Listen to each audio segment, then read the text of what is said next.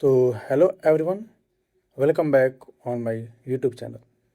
तो आज के लेक्चर में हम पढ़ने वाले हैं स्पर्श रेखा। स्पर्श रेखा। तो सबसे पहले देखते हैं कि स्पर्श रेखा है क्या। किसी वृत्त की स्पर्श रेखा वह रेखा है किसी वृत्त की स्पर्श रेखा वह रेखा है जो वृत्त को केवल एक बिंदु पर प्रतिच्छेद करती है।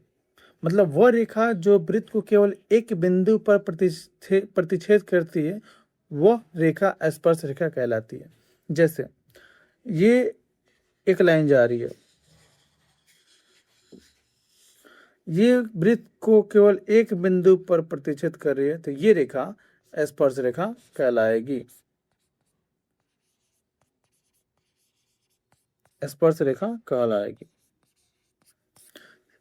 सेम अगर ये रेखा सिर्फ एक बिंदु को टच करते हुए जा रही है, तो ये भी रेखा स्पर्श रेखा कहलाएगी।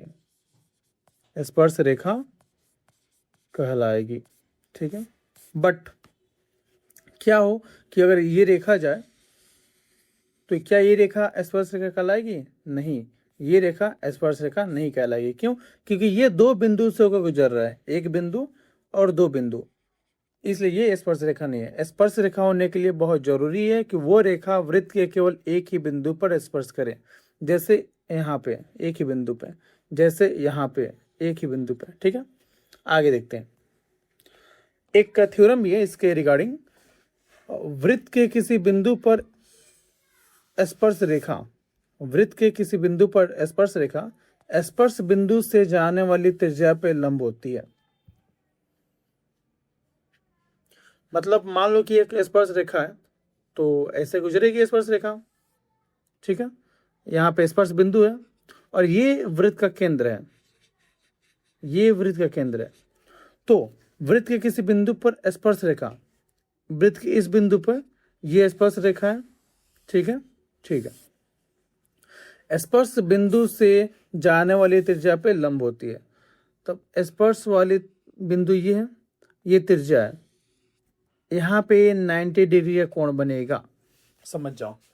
मतलब कि एक सर्किल है और उस सर्किल को ये स्पर्श रेखा गुजर रही है,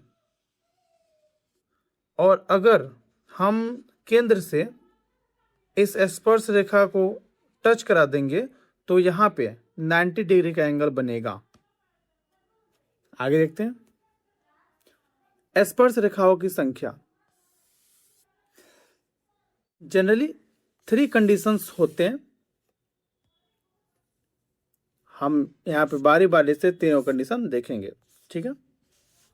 पहला कंडीशन होता है कि बिंदु वृत्त के अंदर हो।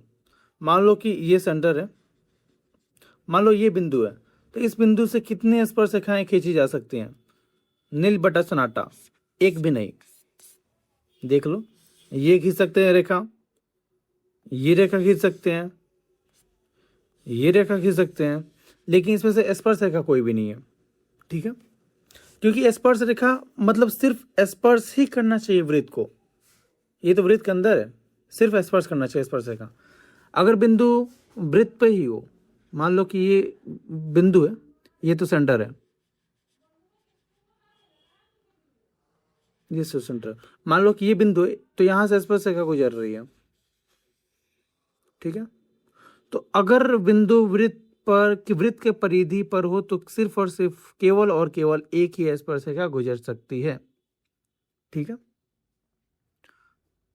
मान लो कि यहां पे कोई बिंदु है, तो इससे भी केवल और केवल एक ही स्पर्श रेखा गुजर सकती है, सिर्फ और सिर्फ एक। ठीक है,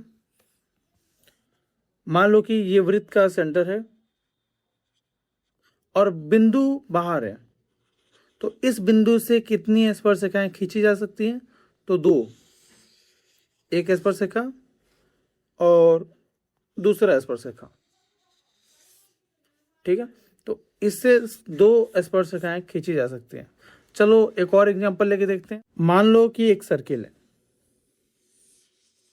सर्किल हुआ, तो अगर बिंदु वृत्त के अंदर हो तो सबसे पहले तो हम सेंटर बनाते हैं। ये सेंटर हो गया, अगर वृत्त बिंदु वृत्त के अंदर हो तो इससे बहुत सारी रेखाएं खींची जा सकती हैं, लेकिन कोई भी रेखा स्पर्श रेखा नहीं होगी, मतलब 0 स्पर्श रेखा।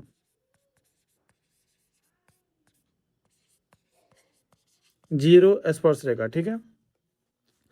मान लो कि ये सर्किल है, अब बिंदु वृत्त के परिधि पर हो तो सबसे पहले हम केंद्र बनाएंगे, ये केंद्र हो गया।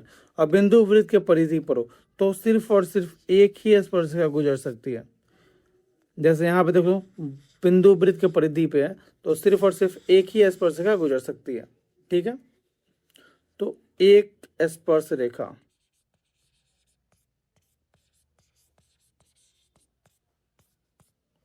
मान लो कि एक सर्किल है, अब बिंदु वृत्त के बाहर यहाँ पे है, तो सबसे पहले तो सेंटर ऑफ सर्किल बनाएंगे। तो इस बिंदु से 2 स्पर्श रेखाएं गुजर सकती हैं, एक स्पर्श रेखाएं और 2 स्पर्श रेखाएं, मतलब 2 स्पर्श रेखाएं गुजर सकती हैं, ठीक है। ये रहा हमारा टोटल कंसेप्ट। ये कंसेप्ट एग्जाम के पॉइंट ऑफ व्यू से बहुत ही इंपॉर्टेंट कंसेप्ट था, तो इसको समझना बेहद ही जरूरी है। थैंक यू इस लेक्चर को देखने के लिए। Thank you very much.